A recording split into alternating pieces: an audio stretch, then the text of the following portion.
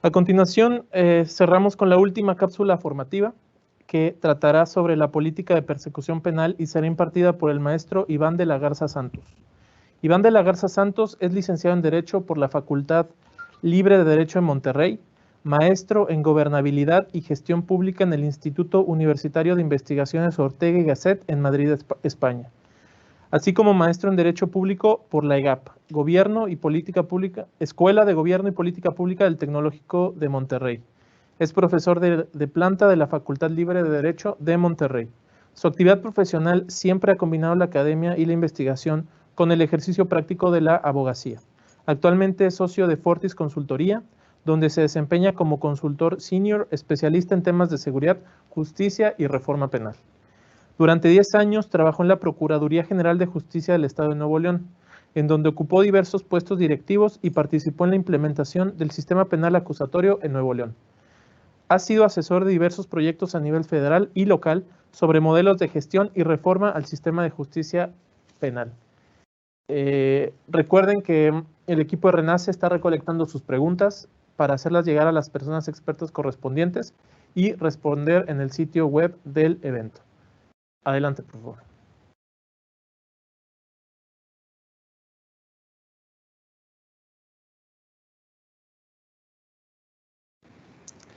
Muy buen día tengan todas y todos ustedes. Es un honor para mí la invitación que me hacen a participar en este evento. Agradezco mucho a Renace, a la red y sobre todo a Martín Carlos la invitación que me permite platicar con ustedes el día de hoy. El día de hoy quisiera platicar con ustedes sobre el tema de la necesidad de la política de persecución penal en las fiscalías del país. Creo que es un tema que constituye una pieza faltante en todo este proceso de consolidación de la reforma penal y que me parece que puede ayudar a saldar esta deuda que el país tiene con las víctimas en este país y para la reducción de la impunidad.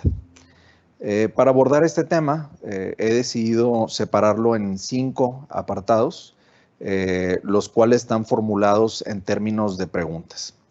Estos 5 apartados son: el primero, ¿qué es una política de persecución penal? El segundo, ¿por qué es indispensable priorizar? En un momento veremos cuál es la conexión que hay entre política de persecución penal y priorización. El tercer punto, ¿qué son los objetivos estratégicos de la persecución penal? El cuarto punto, ¿qué impacto tiene la política de persecución penal realmente en la operación de una fiscalía y el impacto incluso que tiene en el sistema de justicia penal? Y el quinto tiene que ver con cómo la política de persecución penal nos cambia la idea sobre los resultados esperados del sistema de justicia. Empecemos con el primer punto. ¿Qué es una política de persecución penal? Aquí es importante hacer una aclaración, y es que no existe una sola definición sobre este concepto. De hecho, si revisamos los distintos documentos que han sido denominados como política de persecución penal, sobre todo en países latinoamericanos, nos vamos a dar cuenta que la extensión, los contenidos, la metodología, el diseño de los mismos varía. Así nos podemos encontrar políticas de persecución penal de 150 páginas y otras políticas de persecución penal que no exceden las 40 páginas. No porque la cuantía sea importante, pero sí me parece que cuando la diferencia es mucho en la cantidad de páginas, pues también nos puede hablar acerca de la distinta concepción que se tiene de para qué es el documento. Sin embargo, con la finalidad de poder ir sentando las bases de lo que puede ser una política de persecución penal o lo que pueden ser las políticas de persecución penal para este país, con base en lo que hemos observado en distintos trabajos que hemos hecho en la práctica profesional, podríamos partir de una definición, una primera aproximación en donde podemos afirmar que la política de persecución penal es un documento normativo elaborado por las fiscalías en el que se definen los objetivos estratégicos a alcanzar a través de la investigación y la persecución penal, así como el marco general regulatorio para que los casos se orienten a la obtención de resultados óptimos conforme a las prioridades institucionales y el uso eficiente de los recursos. Son muchos componentes los que trae la definición. Además, es importante resaltar que en el diseño de la política de persecución penal, si bien la emisión de la misma le corresponde a la Fiscalía, es un documento que es necesario consensar, que es necesario elaborar con la participación de los otros actores del sistema de justicia penal, así como de las organizaciones de la sociedad civil. Veamos, me gustaría hablar un poco sobre cada uno de estos elementos, aunque sea de forma breve. Lo primero que dijimos es que la política de persecución penal es un documento, ¿no? Y esto es importante porque con frecuencia en las fiscalías, cuando se pregunta si hay una política de persecución penal, con frecuencia se dice que sí, y cuando se quiere ver la política de persecución penal no existe. Y es importante que exista como un documento por escrito. Entonces sería como la primera característica. La política de persecución penal es un documento. Ahora bien, no es cualquier documento, sino es un documento normativo. Es decir, tiene una pretensión de regular la forma como la Fiscalía se organiza, la forma como la Fiscalía trabaja, la forma como la Fiscalía da resultados.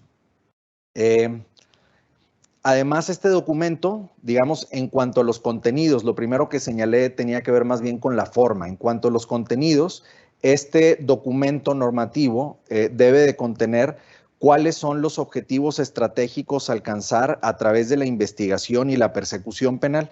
Ya como ustedes imaginarán, cuando llegamos a este punto, pues nos podemos imaginar que no podemos decir nada más que, bueno, pues se investiga y se persigue para esclarecer los hechos, para proteger al inocente, para procurar que el culpable no quede impune, para reparar el daño, sino necesitamos hacernos preguntas mucho más profundas. O sea, ¿por qué quiero? O sea, si yo soy el titular, si yo soy la titular de una fiscalía, ¿cuál es la finalidad que persigo en la investigación y en la persecución de los delitos? Más adelante, de hecho, hay un apartado en la presentación que tiene que ver específicamente con la definición de los objetivos estratégicos. Por lo pronto, vamos a quedarnos como que es uno de esos contenidos esenciales de la política de persecución penal. Finalmente, el otro elemento que comentábamos es que este documento normativo en donde están los objetivos estratégicos contiene el marco regulatorio para que los casos se orienten hacia la obtención de resultados óptimos conforme a las prioridades institucionales y el uso eficiente de los recursos. Es decir, este documento que pretende normar el funcionamiento de la Fiscalía, que contiene los objetivos estratégicos, además va sentando las pautas que van a ordenar toda la organización de la Fiscalía y que van a ordenar la operación de la Fiscalía para que se obtengan esos resultados óptimos. ¿Cuáles son esos resultados óptimos? Ahí es donde puede variar dependiendo de las prioridades que tiene cada fiscalía. Sé que la definición puede estar un poco intrincada, pero espero que se vayan resolviendo las dudas a lo largo del abordaje que hagamos de esta presentación. Me parece importante hacer algunas precisiones sobre conceptos que se confunden en política con el concepto de política de persecución penal. Con mucha referencia se habla de política criminal o se habla de planes de persecución penal. No quiere decir que necesariamente exista un consenso en las diferencias que voy a expresar, pero quisiera dar las razones de por qué me parece que es importante diferenciar entre política criminal y plan de persecución penal. Primero, cuando hablamos de política criminal, en general nos referimos al conjunto de respuestas que el Estado da frente a las conductas que han sido identificadas por las autoridades de este Estado como socialmente reprochables. Es más, incluso aunque se hable de política criminal, no necesariamente la política criminal se limita a los delitos, sino que puede también alcanzar otro conjunto de conductas que son socialmente reprochables, por ejemplo, a través de las faltas administrativas por violaciones al reglamento de policía y buen gobierno. Además, la política criminal comprende la prevención de estas conductas, su investigación y persecución, la imposición de sanciones y el cumplimiento de las mismas. Y por lo tanto, como lo que comprende la política criminal es muy amplio, también su diseño e implementación involucra a distintos actores, es decir, involucra al poder legislativo, es decir, la primera manifestación de la política criminal, por ejemplo, o una de las primeras manifestaciones es el Código Penal en sí mismo, ¿sí? Ahí es donde se dan algunas de estas respuestas del Estado frente a estas conductas socialmente reprochables. También involucra obviamente al Poder Ejecutivo, al Poder Judicial y a los órganos con autonomía constitucional, como es el caso de la mayoría de las fiscalías en el país. De hecho, la política de persecución penal en realidad es una manifestación de estas respuestas que da el Estado. Es decir, si nosotros lo viéramos en una cuestión de orden, primero tendría que haber una política criminal y en función de esta política criminal, entonces se determinaría la política de persecución penal. La pregunta es, bueno, ¿y hay políticas criminales en el país? La verdad es que son muy pocos los ejemplos. Es más, yo me atrevería a decir que no está propiamente establecida una política criminal en el país, salvo tal vez la estrategia de seguridad a la que hace referencia nuestra Constitución. Pero en sí mismo en los estados no se tiene propiamente una política criminal. Entonces, claro, la pregunta es, bueno, y si la política de persecución penal depende de la política criminal y no hay política criminal, entonces las fiscalías no deberían de aventurarse a hacer una política de persecución penal. Me parece que la respuesta es que sí deberían avanzar las fiscalías en tener su política de persecución penal, porque por algún lado tenemos que empezar. Y me parece que hay que aprovechar este auge, este impulso que tienen las fiscalías dentro del proceso de consolidación del sistema de justicia penal acusatorio. Ahora, el otro concepto con el que mucha frecuencia se confunde a la política de persecución penal es el plan de persecución penal. Puede parecer una cuestión menor, pero me parece que sí hay un impacto, no solo metodológico, sino también práctico y operativo, en hablar de política en lugar de hablar de plan. Y es que la política de persecución penal es política en tres dimensiones distintas. Me parece que hay una primera dimensión en donde nos referimos a la política en el sentido más amplio del término, es decir, es una actividad a través de la cual se busca ejercer una potestad del Estado. Y es que, si bien es cierto que las fiscalías no son actores partidistas, no cabe duda que las fiscalías son actores políticos. ¿Por qué? Porque, vamos a ver, digamos, seamos francos, lo que se defina en la política de persecución penal como objetivos o como prioridades no se crea en el vacío. Es decir, lo que se define en la política de persecución penal está influenciada por valores y en esta se plasma una visión sobre lo justo en los procesos penales. Además, en la definición y en la implementación de la política de persecución penal hay una relación muy intensa con las otras autoridades, lo que implicará negociación, lo que implicará llegar a acuerdos. Además de todo esto, la política de persecución penal es una forma como la Fiscalía se comunica con la ciudadanía, es una forma también como le rinde cuentas, como le ofrece transparencia y rendición de cuentas. Todos estos elementos me parece que son manifestaciones de los fenómenos políticos. Y esto creo que es además particularmente importante si consideramos la autonomía del Ministerio Público en este momento, es decir, son poderes que no dependen del Ejecutivo, que en todo caso le rinden cuentas al Congreso, dependiendo del diseño constitucional, pero que sobre todo deben estarle rindiendo cuentas a la ciudadanía, que le tienen que estar hablando a la ciudadanía y que le tienen que estar explicando y les tienen que estar justificando sus resultados. Por el otro lado, me parece que también esta función política de las fiscalías se puede observar claramente si se considera el amplio margen de discrecionalidad con el que cuenta el Ministerio Público en el sistema penal acusatorio, en donde en algunos casos puede ofrecer un procedimiento abreviado, en donde en algunos casos puede ofrecer un criterio de oportunidad y en otros casos puede ir al juicio oral a buscar una sentencia condenatoria. Este margen de discrecionalidad también tiene un componente político. Lo que no quisiera es que se malinterpretara. No estamos hablando ni de favoritismos con determinados gobiernos, ni estamos hablando de política partidista, sino estamos hablando que el Estado se encarga que la Fiscalía se encarga de una función del Estado y por lo tanto cumplen también una función de carácter política que se ve plasmada en este documento normativo del que estamos hablando y al que nos hemos referido como política de persecución penal. Además me parece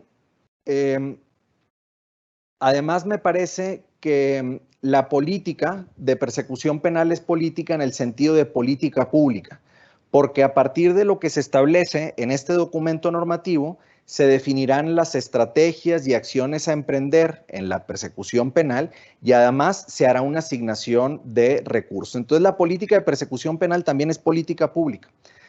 Finalmente, me parece que la política de persecución penal es política en el sentido normativo. Es decir, en este documento se van a definir los grandes lineamientos o los lineamientos generales que guiarán la investigación y la persecución penal de la Fiscalía. Es como cuando alguien dice, oye, ¿y por qué se hace determinada cosa? Y cuando se responde, es una política institucional.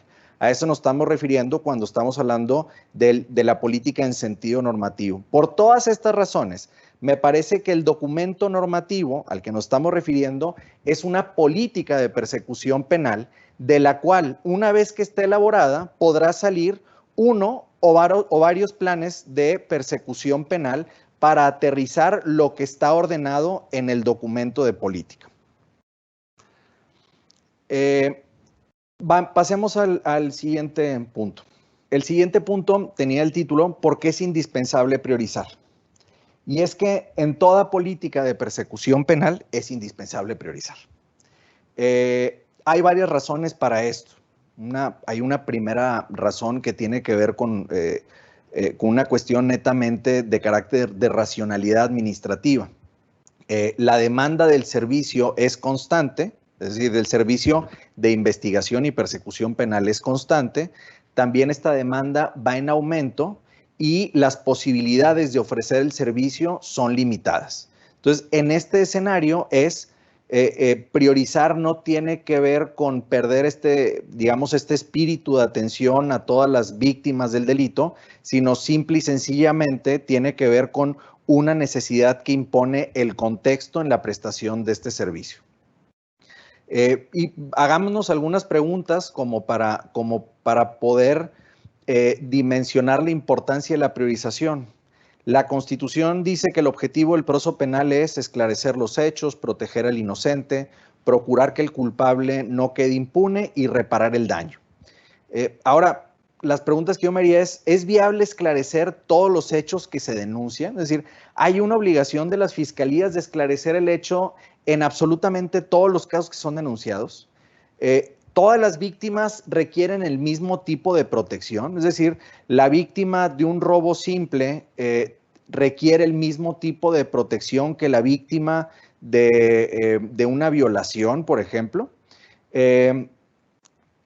Otra pregunta, ¿es igual de grave para la sociedad la impunidad en todos los casos? Es decir, ¿es igual de grave cuando la impunidad se da en un caso de daño en propiedad ajena culposo a un caso de homicidio? La reparación del daño es igual de relevante en todos los casos, es decir, es igual de relevante una reparación del daño relacionada con un homicidio a la reparación del daño derivada, tal vez igual y un delito que tenga que ver con integridad física, unas lesiones simples que no ponen en peligro la vida. Me parece que la respuesta a estas preguntas es no. Y es que no todos los casos son iguales.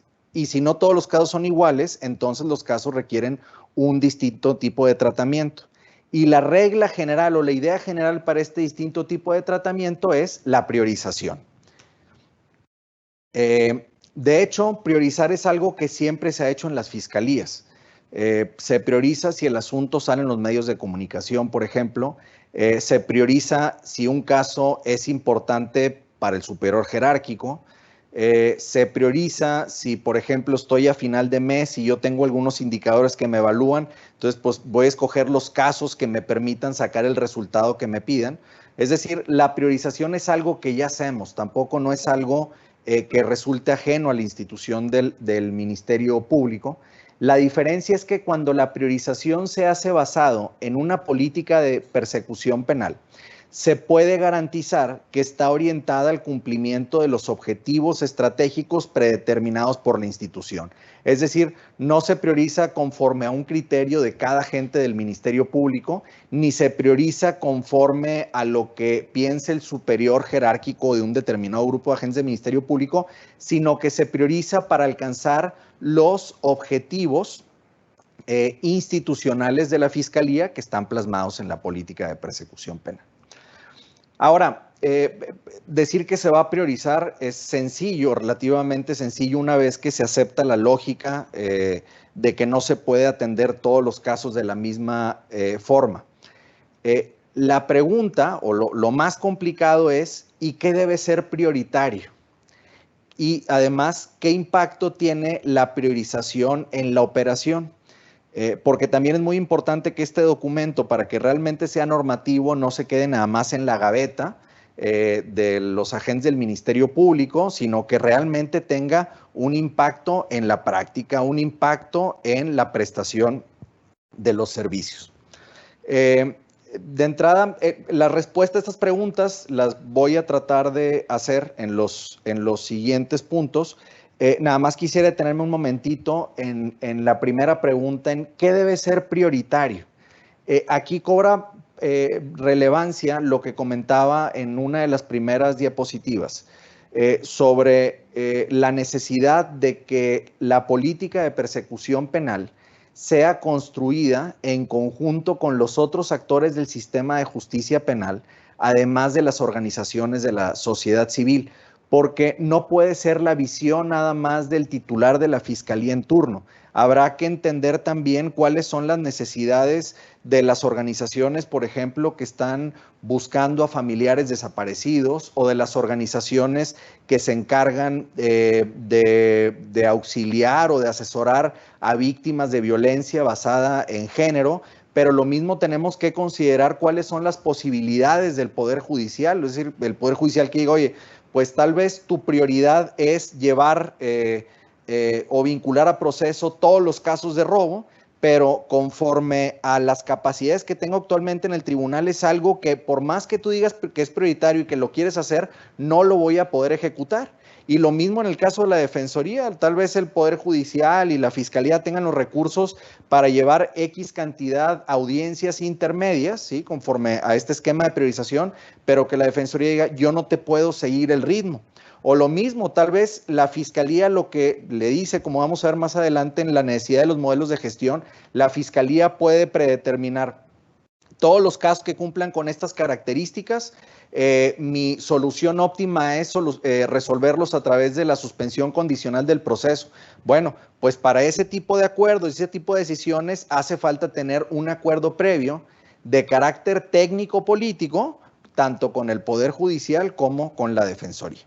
Entonces, para seguir respondiendo algunas de estas, para seguir respondiendo dos preguntas sobre qué debe ser prioritario y qué impacto tiene la operación, me voy a referir a los dos temas siguientes que habíamos comentado. Y entonces paso al tercer apartado, que es ¿qué son los objetivos estratégicos de la persecución penal? Vamos a ver. Con mucha frecuencia, cuando pensamos en la priorización, automáticamente damos un salto a imaginarnos tipos penales, ¿sí?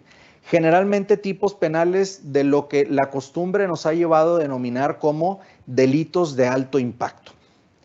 En ese sentido, por ejemplo, se puede considerar prioritario el robo de vehículo, que en algunos estados es considerado de alto impacto por razones que se justifican, o al menos se justifican parcialmente, y obviamente el homicidio. El homicidio siempre es considerado un delito prioritario. También, aunque no es siempre considerado alto impacto, pero muchas veces cuando se piensa en el delito de robo, en función de la cuantía, se determina si el caso es prioritario o no es prioritario, ¿sí? Si el robo asciende a X cantidad, entonces es prioritario, y si es de menor cantidad, entonces no es prioritario.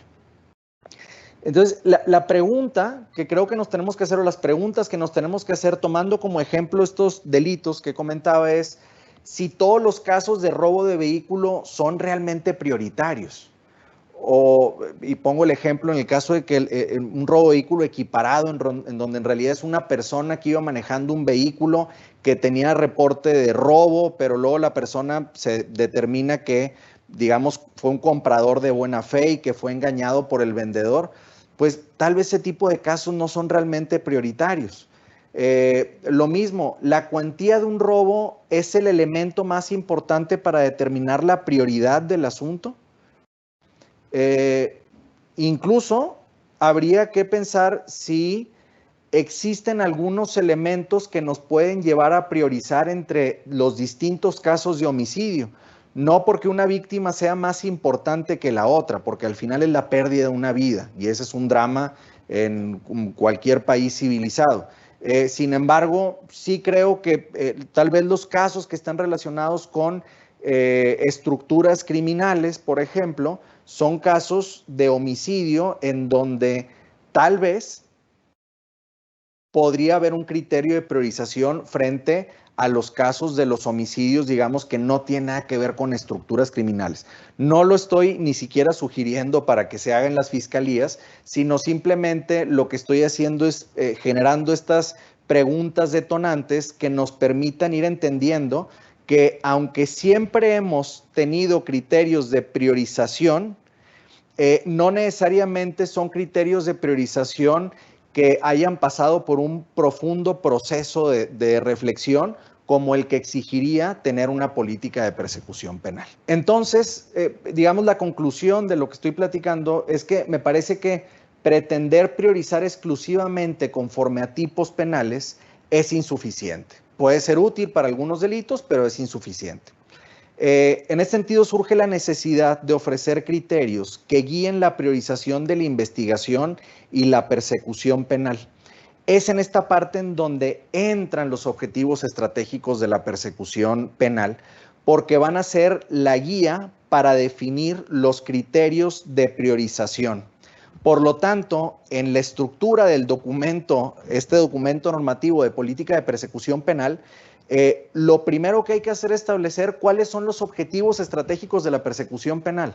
Y los objetivos estratégicos deben de estar aterrizados. O sea, no puede ser mi objetivo estratégico es esclarecer el hecho. No, eso ya nos lo da la Constitución. Nuestro objetivo estratégico es proteger a la víctima. Eso ya lo da la Constitución. Necesitamos ofrecer realmente contenidos que puedan mostrar cuál es la visión que se tiene sobre la priorización. Es decir, yo creo que algo que hay que entender es que la priorización siempre implica sacrificio, porque implica escoger, implica optar. Entonces, en la definición de los objetivos estratégicos, realmente tenemos que someternos a esa labor de sacrificar y decir, como reconozco que no me puedo hacer cargo de todo, entonces voy a priorizar estos objetivos que luego se van a ver aterrizados en determinados tipos de casos. Voy a continuar con el cuarto y penúltimo punto, que es el de qué impacto tiene la política de persecución penal, que otra forma de decirlo es y qué impacto tiene la priorización, es lo que platicábamos hace algunos momentos.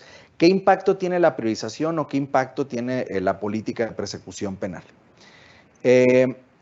Vamos a ver, yo creo que hay como tres grandes impactos prácticos que tiene la priorización y la política de persecución penal. El primer impacto práctico es que necesitamos pasar de una visión reactiva hacia una visión proactiva para la consecución de resultados. ¿A qué me refiero? Que conforme a las prioridades institucionales y a los objetivos estratégicos, yo me tengo que imaginar cuáles son los resultados ideales para mí en los casos que tienen X o Y características. ¿Sí? Esa es una primera idea. Bueno, es decir, no se trata nada más de, hoy este caso se va a resolver por suspensión condicional. Ah, bueno, pues veamos a ver qué me dice la defensa, ¿no? ¿No? Como fiscalía, si los casos con esas características, lo ideal o lo óptimo es que se resuelvan a través de la suspensión condicional del proceso, entonces tiene que ser la propia fiscalía quien impulse la suspensión condicional del proceso. Yo sé que esto puede resultar controversial, me lo han comentado en muchas fiscalías y muchos agentes del Ministerio Público, en donde dicen, no, es que si yo ofrezco la suspensión condicional del proceso puede ser como una muestra de debilidad frente a la defensa. Eso es parte del cambio del paradigma de que la fiscalía no está ahí nada más para castigar. La fiscalía está para tratar de resolver un conflicto entre personas. Y a la víctima de un conflicto que se puede resolver por suspensión condicional, si se le repara el daño y se establecen unas condiciones para el imputado, es un caso en donde todos salen ganando. Sale ganando la víctima, sale ganando el imputado, sale ganando la fiscalía, la defensoría, la asesoría jurídica de víctimas y los jueces y las juezas. Eso por una parte. ¿Qué requiere? Cambiar una visión como más proactiva en donde se puedan planear cuáles son los resultados esperados. El segundo impacto que tiene la política de persecución penal es que se debe establecer un modelo para la priorización de casos. Es decir, ya sé que todo lo que he platicado sobre los objetivos estratégicos suena muy abstracto, pero al final del día esos objetivos estratégicos deben de aterrizarse en algo que nosotros hemos denominado en algunos proyectos como temáticas prioritarias. ¿Sí? Les pongo algunos ejemplos de lo que hemos denominado como temáticas prioritarias. Violencia contra mujeres y niñas, una temática prioritaria. Delitos patrimoniales de interés público, es otra temática prioritaria. Es decir, sí tenemos que dar ese segundo paso en donde pasemos de lo estratégico, que es donde están los objetivos, a lo operativo, de tal forma que realmente la política de persecución penal nos sirva para la toma de decisiones. Es decir, que cuando un agente del Ministerio Público reciba un caso, realmente tenga estas pautas para decir, este caso ya lo analicé, ya vi las características que tiene y por lo tanto es un caso prioritario conforme al modelo de priorización y entonces lo tengo que mandar a la instancia que corresponda, ¿no? En función de que es prioritario, considerando que lo que se vaya a las áreas de casos prioritarios no puede ser la mayoría de los casos o no pueden ser todos los casos, porque si todo es prioritario, pues en realidad no estamos haciendo correctamente este ejercicio de priorización y de sacrificio. El tercer impacto que debe tener este ejercicio de priorización plasmado en la política de persecución penal es que junto con este modelo de trabajo de priorización de casos, necesitamos un modelo de trabajo y de organización para dar resultados a todos los casos no prioritarios. Y es una cosa muy importante. El hecho de que yo vaya a priorizar y el hecho de que vaya a separar del total de casos aquellos que son mucho más relevantes de acuerdo a mis objetivos institucionales, no quiere decir que no deba atender todos los otros casos. Lo que sí es que todos los otros casos que no son prioritarios requieren un modelo de atención y de resolución que puede resultar, o más bien que tiene que resultar mucho más rápido, de tal forma que haciendo una inversión de recursos adecuados en estos casos, soluciono los no prioritarios de forma rápida, pero también tengo suficientes recursos para atender estos casos que estoy etiquetando como prioritarios. Sobre el modelo de priorización de casos, quisiera utilizar un ejemplo, ¿no? Para tratar de aterrizar esto que estamos platicando, que reconozco que puede sonar muy abstracto. Vamos a suponer que uno de los objetivos estratégicos planteados por una hipotética política de persecución penal es, aquí voy a leer lo que podría ser el objetivo estratégico, debilitar la estructura financiera de las organizaciones que se dedican a delinquir. Vamos a suponer que ese es el objetivo estratégico, debilitar la estructura financiera de las organizaciones que se dedican a delinquir. Ahora, si yo quiero alcanzar este objetivo estratégico, seguramente voy a requerir adecuaciones dentro de la Fiscalía. Estas adecuaciones se pueden dividir por lo menos en dos grandes ámbitos: adecuaciones de gestión y adecuaciones de carácter operativo. ¿Cuáles serían algunos ejemplos de las adecuaciones de gestión? Por ejemplo, cambios en la organización. Tal vez tengo que crear una unidad tal vez tenga que crear una unidad que se dedique estrictamente a hacer la investigación de lo que tiene que ver con los aspectos financieros de los casos. Tal vez incluso tengo que cambiar la forma de reclutamiento del personal. Si yo requiero una unidad de investigación y litigación que me ayude en estos casos del aspecto financiero y yo identifico que actualmente no tengo el personal para poder encargarme de eso, pues tal vez tengo que llevar a cabo otro tipo de reclutamiento o ampliar mi reclutamiento.